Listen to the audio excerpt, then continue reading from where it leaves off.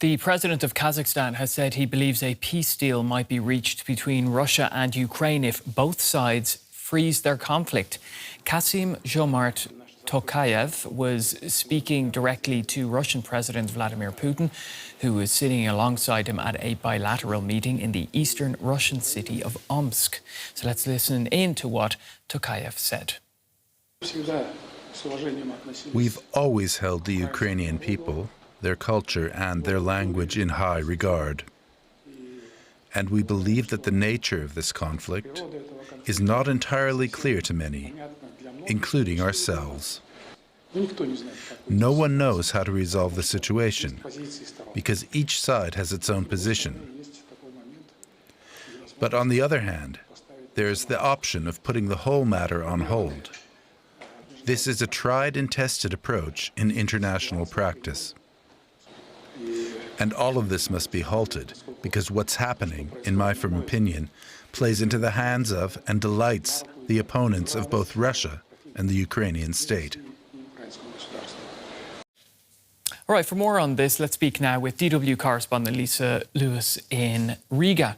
Lisa, great to see you. So how significant is it that Kazakhstan's president is calling for a peace deal in front of Vladimir Putin?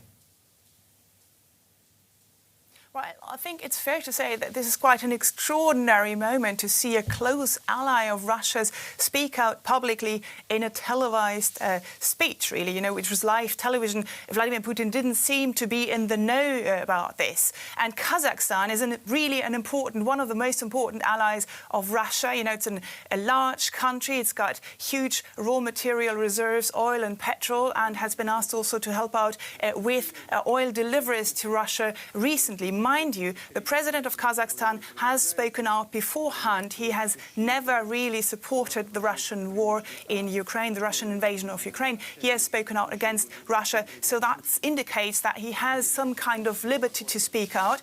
But he was also very cautious in his way of wording what he said tonight. He said that Putin had been showing maximum diplomatic flexibility. He clearly wanted to be very kind to the president of Russia to convince him to agree to this freeze in the war in Ukraine. Does it suggest then that there's growing support for a negotiated settlement?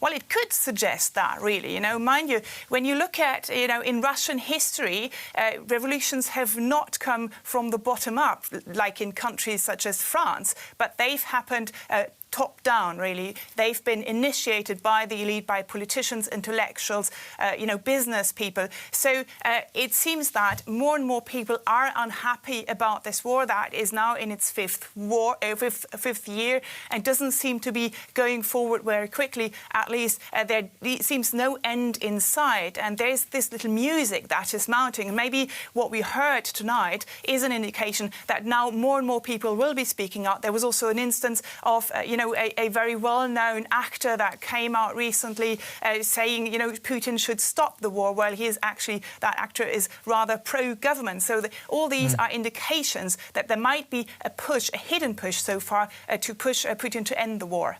All right, so these remarks then from Kazakhstan's president could reflect broader diplomatic pressure then on Russia from countries in the region that are concerned, say, about the costs of this prolonged war? I think there's a degree of satisfaction that seems to be mounting. In Russia, you can see the scars of the war more clearly since a few months ago, because Ukraine has been hitting targets in this vast country with long-range missile. It has been hitting refineries. There's a fuel crisis now underway in Russia. The Ukrainian drones have also hit, Russia's largest online retailer. All this has an economic impact. That economic impact is also spreading to allied countries and countries in the region. And so it seems that there is more pressure on Vladimir Putin, the president of Russia. Also, when you look at his pollings, his ratings in the polls, they've also gone down slightly. So yes, that might be an indication that that the wind is turning somehow.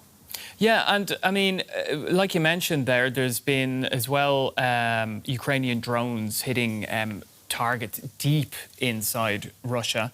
And I mean, what you're saying there is the polling. So could that, on some level, edge the country towards, I don't know, or Putin towards ending the war?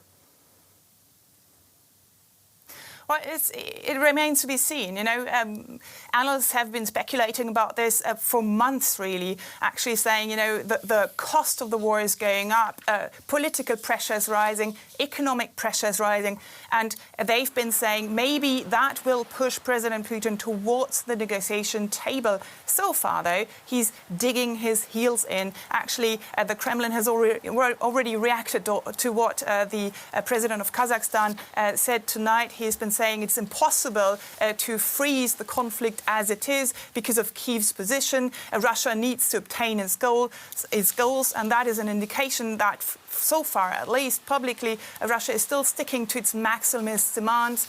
Just as a reminder, Vladimir Putin has been asking for Ukraine to be demilitarized, to give up its NATO ambitions, to hand over territory in the Donbas, Kharkov and Zaporizhia region. So it doesn't seem that Putin so far has changed his mind.